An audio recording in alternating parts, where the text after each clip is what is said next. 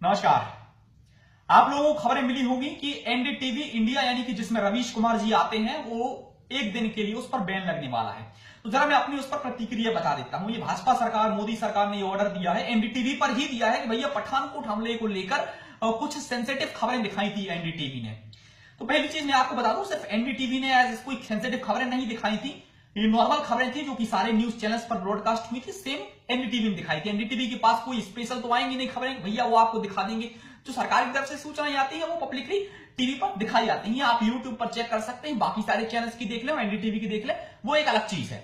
लेकिन जो national security की आड़ में भाजपा ने और मोदी सरकार ने बैन लगाया है एनडीटीवी पर, उसका असली कारण यह है कि मोदी सरकार को रवीश कुमार जी की शो एनडीटीवी में लगातार और बरखा दत्त के शो में लगातार भाजपा की गलत हरकतों को एक्सपोज किया जाता है। अभी कुछ दिनों पहले पीयूष गोयल जो कि बिजली मंत्री हैं, उनको एक्सपोज किया गया था। रवीश कुमार ने ही जी ने ही एक्सपोज किया था। पीयूष गोयल ने यह दावा किया था कि भैया हमने 1000-2000 गांव में बिजली पहुंचा दी। रवीश कुमार ने वह पत्रकार भेज दिए गांव में, तो पता चला कि यार यहां तो कोई बिजली ही नहीं पहुंची और ये एक्सपोज हो गया, इनका भंडाफोड़ हो गया। तो इनको इतनी तकलीफ होती है, इनको इतना बुरा लगता है कि भैया ये सारे चैनल इनकी चाटुकारिता कर रही है, सारे चैनल इनके समर्थन में दिखा रहे हैं और ये एनडीटीवी हमें एक्सपोज कर रहा है। तो इनसे रहा नहीं जाता। सबसे बड़ी दिक्कत ये है। दूसरी चीज, ये बात करते हैं नेशनल सिक्योरिटी। चलो मैं आपको नेशनल सिक्योरिटी में भाजपा की हकीकत बताता हूं। सबसे पहले इनका एक नेता है जिनका नाम है जसवंत सिंह।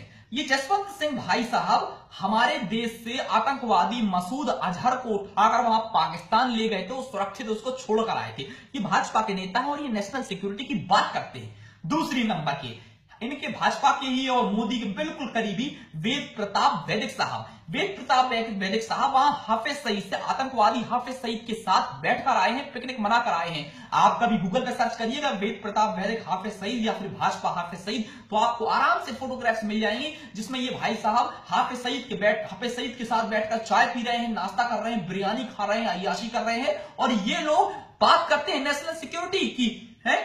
दूसरी चीज, अब आते हैं हम राजनाथ सिंह साहब पर। अभी कुछ दिनों पहले राजनाथ सिंह साहब पाकिस्तान गए थे वहां अय्याशी करने के लिए, तो उन पर कोई बात नहीं करता।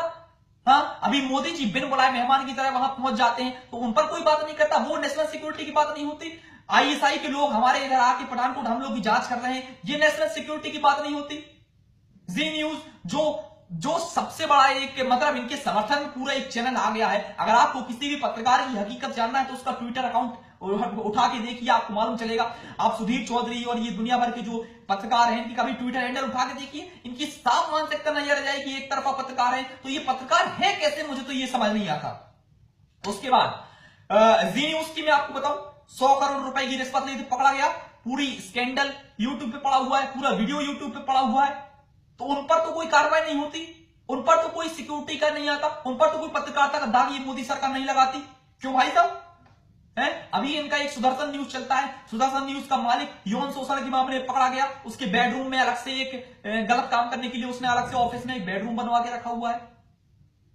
तो इन पर तो मोदी सरकार बिल्कुल चुप रहती है, जस्ट बिकॉज एक एनडीटीवी ऐसा शो है जो आपको एक्सपोज करता है। सिर्फ एक्सपोज नहीं, आपकी तरफदारी भी करता है। जहां सही है वहां तरफदारी भी की और जहां गलत है तो वहां आपको एक्सपोज भी किया। तो आप क्रिटिसिज्म को एक्सेप्ट करने की ताकत भी रखिए, या फिर आप बिल्कुल जो आप मनमानी कर रहे हैं, सरकार में आ गए हैं कि भैया हमें तो जो पसंद है हम वही करेंगे। ठीक है। अगली चीज, आप मुझे ये बताइए कि रवीश कुमार के शो में गलत क्या आता है। अभी कुछ दिनों पहले रवीश कुमार जी ने सिम्मी हमलों को एक्सपोज किया कि सिम्मी का जो एनकाउंटर हुआ था, अगर उन्होंने कुछ सवाल उठाए हैं तो वो सवाल गलत तो नहीं उठाए ना। उनके पीछे अगर वो सवाल उठा रहे हैं, आप वो प्रूफ कर दीजिए कि वो सवाल गलत थे। अगर वो आतंकवादी जो हमारे इधर की मध्य प्रदेश, मैं तो भोपाल का रहने वाला हूं, मैंने तो सेंट्रल जेल देखी है। अगर होम मिनिस्टर साहब ये बयान देते हैं कि भाई साहब वो एक बेड सीट से इतनी बड़ी सेंट्रल जेल की दीवार फांद के भाग गया 8 आतंकवादी, वो भी एक बेड सीट से, तो मैं भी आपको ओपन चैलेंज करता हूं, 1 लाख रुपए इनाम दूंगा, 100 बेड सीट दूंगा, फांद के दिखा दो सेंट्रल जेल की दीवार, मान जाऊं आपको। ये जो पूरी तरीके से पब्लिसिटी स्टंट करने की कोशिश कर रहे थे शिवराज सिंह चौहान, वो फेल हो गया। भोपाल के आईजी पहले बयान देते हैं कि भाई साहब हमने उनको क्रॉस फायरिंग में मारा। क्रॉस फायरिंग में हुई ही नहीं तो कैसे मार दिया आपने क्रॉस फायरिंग में? तो अगर इन पर सवाल उठते हैं तो क्या सवाल उठाना जायज नहीं है? क्या सवाल उठाना आप गलत है? है या मोदी सरकार को एक्सपोज करना, या उन्होंने जो वादे किए, अगर आप वादे पूरे नहीं किए तो सवाल तो उठेंगे। अब हर चीज आपके हिसाब से तो चलेगी नहीं। अभी कल दिवाली मिलन हुआ, वहां बड़े बड़े पत्रकार, चौधरी, राहुल कंवाल और ये तुम्हारा सुमिता अवस्थी, बड़े बड़े पत्रकार वहां सेल्फी ले रहे थे अमित शाह के साथ। ये वही अमित शाह है जो सोहराबुद्दीन केस में फंसा हुआ है, कहीं इसने मर्डर करवाया है? मोदी जी के साथ सेल्फी ले रहे थे। 2000 लोगों की वहां हत्याएं करवाई इन्होंने गुजरात में। ये एक नया बिल्कुल हिंदुस्तान, जो राहुल गांधी ने कही थी बात कि एक नया हिंदुस्तान बनाया जा रहा है, ये फोटो खिंचवाने का, लाइक्स का, रीट्वीट्स का एक नया जो हिंदुस्तान बन रहा है, ये हिंदुस्तान बहुत बहुत खतरे में है। अब हकीकत देखो, अनएम्प्लॉयमेंट, बेरोजगारी पर देखो आप जरा, कितनी ज्यादा बेरोजगारी लगातार बढ़ती जा रही है। पिछले 10 साल में पहली बार हाईएस्ट अमाउंट में बेरोजगारी है। लेकिन नहीं भाई साहब, फेसबुक पर लाइक्स आ गए, ट्वीट आ गए, बस इतने में खुश है। रोजगारी नहीं है हमारे पास, बेरोजगार बैठे। लेकिन नहीं, मोदी मोदी करेंगे भाई साहब। ये अधिकतर जो मोदी मोदी करने वाले ये वो लोग हैं जो 14 में जुड़े, भाषण सुन के, पहनावा देख के मोदी का, बाकी उनको कोई लेना देना नहीं है डेवलपमेंट से। उनको तो बस फेसबुक पे लाइक आ जाए, ट्विटर पे ट्वीट आ जाए, बस रात दिन मोदी मोदी कर दो, इतने में खुश हैं वो, इतने में चल जाएगा काम, तो बढ़िया चलाओ, बहुत अच्छी बात है। लेकिन साहब हमारा नहीं चलेगा इतने में, गलत कामों को एक्सपोज करेंगे।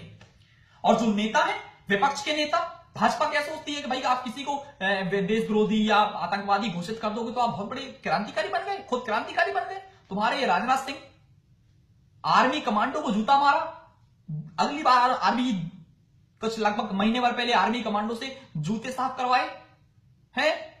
अपने आप को तुम देशभक्त कहते हो, मुझे तो समझ नहीं आता। अपने आप को हिंदू हिंदू हिंदू चिल्लाते हो। अभी कुछ दिनों पहले राजनाथ सिंह की नमाज पढ़ते हुए फोटो आई थी।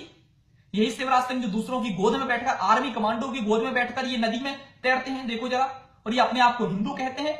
अभी शिवराज सिंह चौहान का बिल आया था चाइना में, 3 लाख रुपए की चिकन बिरयानी खा गए, तो ये अपने आप को हिंदू कहते हैं। किंग फिशर की दारू पी गए, आरटीआई में बिल निकाला तो दारू, चिकन बिरयानी, और हिंदू का होने का ड्रामा करते हो तुम लोग यार।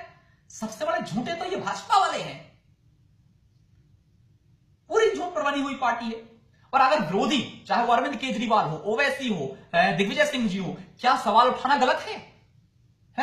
दिग्विजय सिंह जी ये पहले ऐसे नेता थे जिन्होंने ये पब्लिक में लाई थी बात कि नरेंद्र मोदी की शादी हो चुकी है, वरना ये मोदी जी तो झूठ बोल रहे थे। इन्होंने ये बोल के रखा हुआ था पब्लिक में कि भैया हमें तो कोई शादी हुई ही नहीं, जबकि दिग्विजय सिंह ने ही एक्सपोज किया था कि भाई साहब इनकी शादी हुई है। पुराने इलेक्शन कमीशन के आप फॉर्म उठा के देखिए, इन्होंने सारे फॉर्म्स में लिखा हुआ है नॉन मैरिड, अनमैरिड, लेकिन 14 के इलेक्शन में इन्होंने लिखा कि मैरिड। क्यों भाई साहब, 14 में शादी हो गई, इसके पहले नहीं हो रही थी शादी?